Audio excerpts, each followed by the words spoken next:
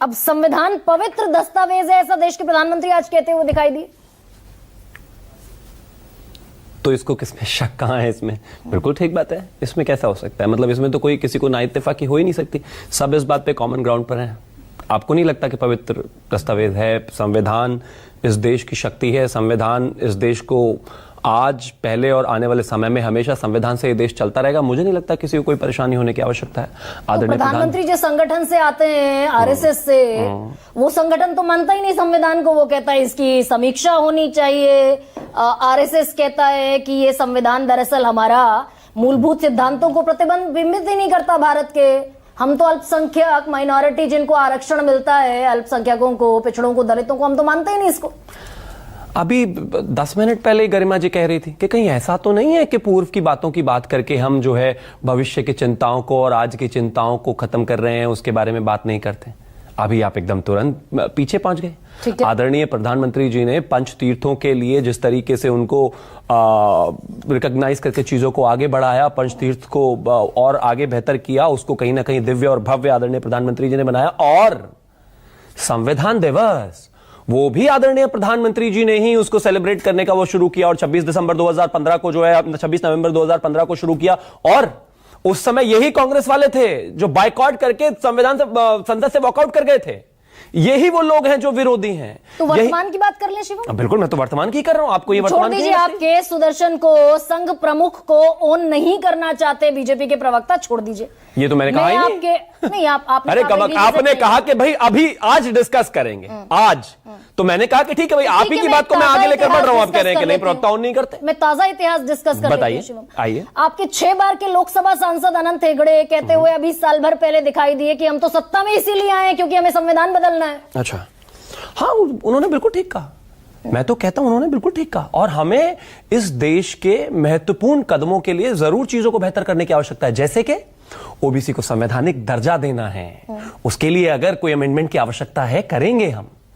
इस देश में महिलाओं को अगर आरक्षण का विषय है और उनको रिजर्वेशन देना है 33%, उसके पॉजिटिव कदमों के लिए हमें करना पड़ेगा जी। और देश में 370 का अगर हटाने का विषय है तो उसको लेकर हमें कहीं ना कहीं जो है करना पड़ेगा। इसके अलावा अगर ईवीएस के विषय को लेकर जो है आगे बढ़ना पड़ेगा तो उसको लेकर करना पड़ेगा, देश की बेहतरी के लिए जो चीजें। हाँ, लेकिन आप इस देश में जो है खासतौर पर इमरजेंसी लगाकर आप चीजों को बढ़ा दीजिए, सोशलिस्ट सेक्युलर वर्ड ला दीजिए, अपना चुनाव ही बाहर कर लीजिए किसी भी स्क्रूटनी से। ये सब नहीं करने वाले कि देश को जेल बना दो, देश को जेल बनाकर अपने फायदे की चीजें। नहीं, महिलाओं के हित की कोई बात होगी बिल्कुल करेंगे, ओबीसी के हित की कोई बात होगी बिल्कुल करेंगे। इसके अलावा इस देश में और किन्हीं चीजों के विषय में 370 के विषय में कोई बात होगी, उन सब पर अवश्य करेंगे। होना चाहिए। देश में लगातार एक सतत प्रक्रिया है चीजों को बेहतर करने के लिए। कहीं पर भी इस देश की 50% आबादी हमारी महिलाएं हैं, ओबीसी हैं, उनके लिए तो हम जरूर करेंगे और आगे भी इस तरह से करते रहेंगे, लेकिन गलत में नहीं, उसमें बिल्कुल नहीं। मैं मानता हूं कि जिस तरीके से संविधान की सैंक्टिटी को बढ़ाने, मजबूत करने के लिए आदरणीय प्रधानमंत्री जी ने काम किया है, इतिहास में कोई न कर सकता है और ना अभी किसी ने किया है। तो आज तक तो नहीं किया है। यानी ठीक है, बेहतरी के लिए भी काम करेंगे और सोशलिस्ट और सेक्युलर शब्द भी हटा देंगे, समाजवाद भी हटा देंगे। ये देश धर्मनिरपेक्ष भी नहीं रहेगा, यहाँ हिंदू मुस्लिम सिख ईसाई बराबर भी नहीं रहेंगे।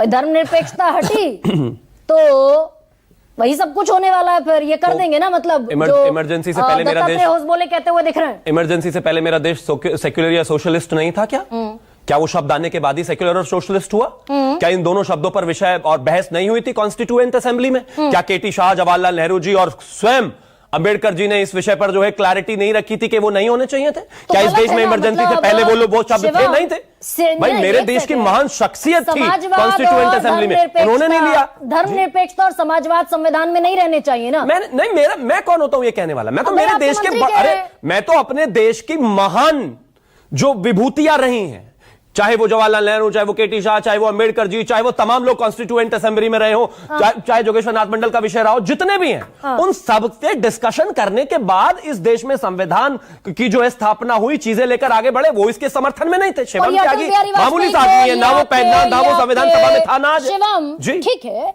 भैया इंदिरा गांधी ने तो गलत कर दिया समाजवाद और धर्मनिरपेक्षता एड ऑन करके, ये आप कह रहे हैं। ऐसा ये सारी चीजें ऐसा आपके बाबा ऊपर साहब मानते थे, ऐसा जवाहरलाल नेहरू उनके जो पिताजी हैं वो मानते थे, ऐसा केटी शाह मानते थे, ऐसा जोगेश्वरनाथ मंडल मानते थे, ऐसा वो लोग मानते थे भाई। शिवम त्यागी, मैं कौन, मैं छोटा सा अदना सा कार्यकर्ता, मैं क्या कर सकता हूं? सुना ना शिवम, मैंने बताइए ना, बताइए भाई। केटी शाह, जवाहरलाल नेहरू, बाबा साहब अंबेडकर समाजवाद और धर्मनिरपेक्षता के पक्ष में नहीं थे।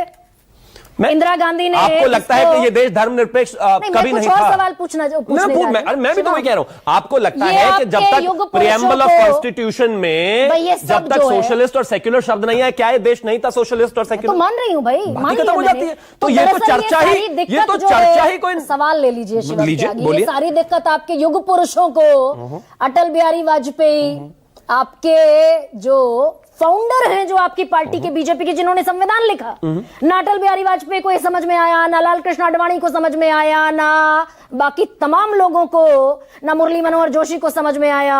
ये किसी को समझ में नहीं आया कि भाई गलत है ये।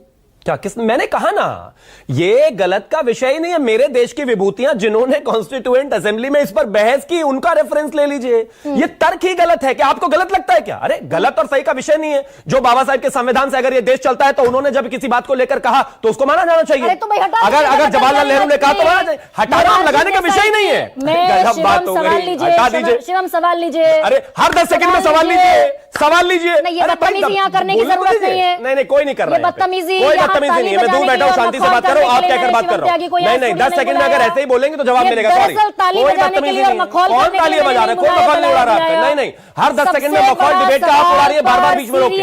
अपने इंटरजेक्शन गिन लीजिएगा कितने। मुझे उस बात पे जाने का, मैं डिरेल होने नहीं देना चाहता।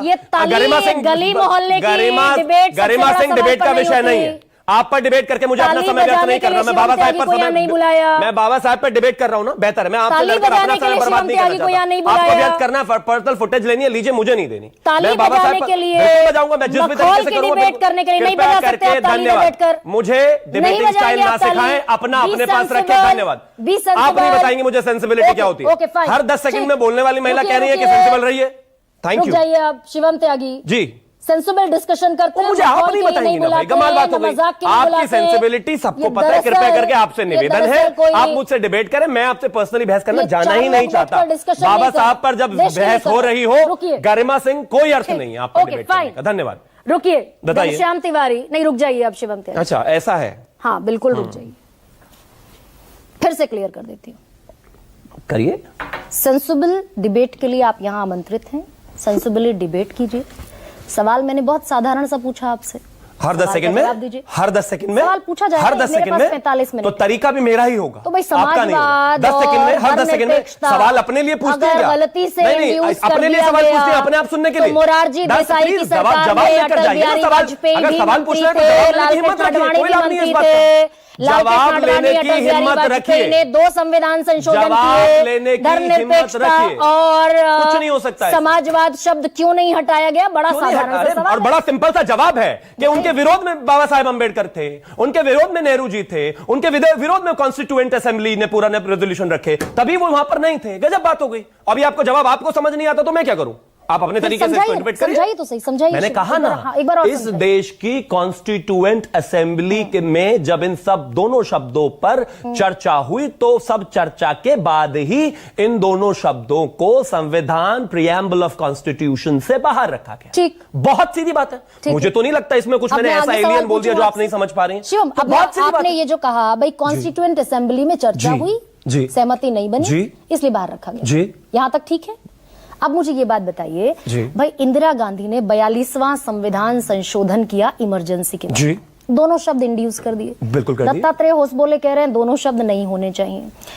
उसके बाद इंदिरा गांधी जब इमरजेंसी के बाद सत्ता से बेदखल की गई तो मोरारजी देसाई की सरकार आई।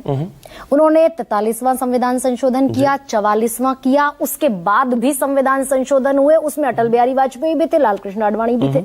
अगर इतना अनकॉन्स्टिट्यूशनल असंवैधानिक काम इंदिरा गांधी करके चली गई थी तो आप मोरारजी देसाई सरकार में थे भाई 1977 में, आप बदलाव कर दिए होते। बिल्कुल थे, बिल्कुल थे, कर दिए होते बदलाव। लेकिन हम किसी भी तरह के कंस्ट्रक्टिव चेंज के लिए है यहां पर। अच्छा। देश में अगर महिलाओं के आरक्षण का विषय होगा, हम उसके लिए आगे ठीक। बढ़ेंगे। हम तमाम चीजों के, आपको दत्तात्रेय होसबोले जी, Got it, Nehru ji got से it, एकदम आप तुरंत किनारा कर ले रही मैंने अरे सुन लिया। वो नहीं मानते थे कि ये जरूरी है। ठीक, okay। बाबा साहब नहीं अब मानते थे वो मैंने जरूरी समझ लिया। है। अब शिवम- और जिन अब लोगों शिवम को करना सुनिए। है उन्होंने किया भाई, अपने लिए अरे क्या भाई, नहीं किया। मेरे भाई अरे छोटे सुनिए। 17 बार नेहरू जी ने करा, छोटे भाई इसके सुनिए अलावा तो 40 सही। बार इंदिरा जी ने करा, ठीक, got it। 55 साल के समय में 77 बार इन्होंने ठीक। संविधान चेंज करा। शिवम। आर्टिकल 356 का सबसे ज्यादा दुरुपयोग इनके समय में हुआ। अपने शिवम। देश में पहली गैर कांग्रेसी सरकार लेफ्ट की इन्होंने गिराई। अच्छा सुनिए, अब इस देश में इमरजेंसी लगाकर 80 में चुनाव जीते 11 राज्यों की सरकार इन्होंने गिराई। ठीक है। राम मंदिर जब बाबरी ढांचे को ध्वस्त कर दिया, भस्म कर दिया लोगों ने, उसके बाद 4 राज्यों की सरकार इन्होंने गिराई। अच्छा, मैं आगे अरे इस बोलूं? देश में संविधान की मैं बोलूं? धज्जियां उड़ाने वाले, बाबा साहब का घनश्याम अपमान तिवारी, करने वाले, घनश्याम सीताराम तिवारी। केसरी जी का अपमान करने वाले, और घनश्याम तिवारी कहाँ? शिवम